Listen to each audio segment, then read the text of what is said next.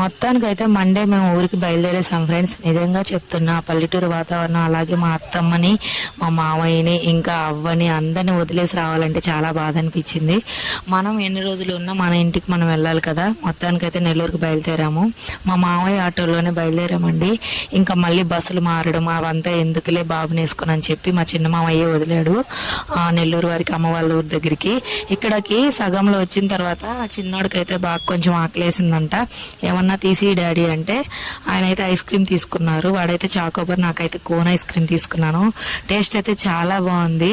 నిజంగా నేను వచ్చినంత దూరం అయితే ఈ పచ్చని పొలాలు, ఇంకా ఈ వాటర్, ఇదంతా అయితే నాకు నిజంగా మిస్ అయిపోయానేమో అనిపించేసింది. చూసారు ఎంత అందంగా ఉందో.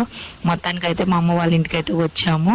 ఇంకా మా అమ్మ వాళ్ళ ఇంట్లో ఒక 2 days ఉండి బుధవారం కానీ గురువారం కానీ ఊరికి వెళ్ళిపోతాము. ఎంతైనా మన ఊర్లకి మనం వెళ్ళాలి కదా. మన వర్క్ మళ్ళీ రొటీన్ లైఫ్ అయితే స్టార్ట్ అయిపోద్ది. వీడియో